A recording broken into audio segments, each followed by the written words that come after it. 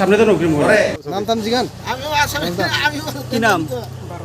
হ্যাঁ ভারত জমাতিয়া তোমার কি নাম? হেনরি হ্যাঁ হেনরি তোমার কলেজে পড়ে জগর বড় কলেজে পড়ে 12 পড়ে কি নাম? হ্যালো জমাটিয়া হ্যাঁ হ্যালো জমাটিয়া তোমার নাম কি? কেন আটক করছে তোমাদের? কেন আটক করছে? হাদিস রাখা হইছে ট্যাবলেট পাইছে? হ্যাঁ পাইছি না আমরা লইতে আইছি লইতে আইছিলা কার কাছ থেকে? কি নাম? নাম জানি না এমনি চেহারা চিনি চেরা ছিল তোমরা 5 জন?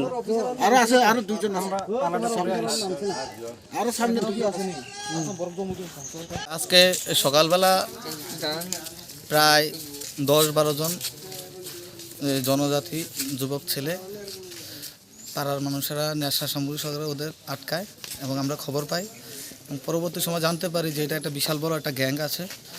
আর যেহেতু গভর্নমেন্ট নেশা বিরোধী মানে নেশার পক্ষে না, তো আমাদের সবাই দায়িত্ব থাকে, তাই আমরা সবাই মিলে আমাদের এই গ্রামের সব যুবকরা মিলে সকাল থেকে এই 2 মিটার মূল বৃত্তি অবধি যাওয়ার চেষ্টা করেছি। এখন অবধি 11 জনের মতন ধরা হয়েছে পিট্রা আউটপোস্ট এবং আরকেপুর পিএস ওদের সাহায্য নিয়ে, এবং প্রচুর পরিমাণে নেশা সামগ্রী ওদের কাছে পাওয়া গেছে।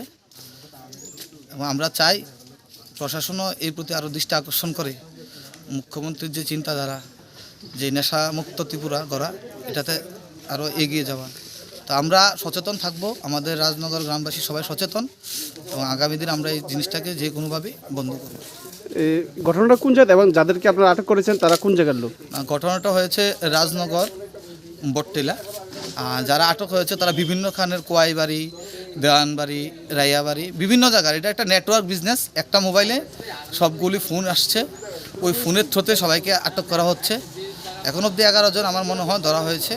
তো একটা বিশাল বড় লিঙ্ক আছে, এবং এটা স্পষ্ট বুঝতে পারছি এটা সরকারকেও বদনাম করার একটা চক্রান্ত চলছে। কি নেশাগুলি এগুলি? এগুলি অ্যাকচুয়ালি ছোটো ছোটো কোটার মধ্যে ড্রাগস জাতীয়? ড্রাগ জাতীয়। এখানে কোনো গাঞ্জা টাঞ্জা নেই, কিন্তু খুব খুব দামি জিনিস।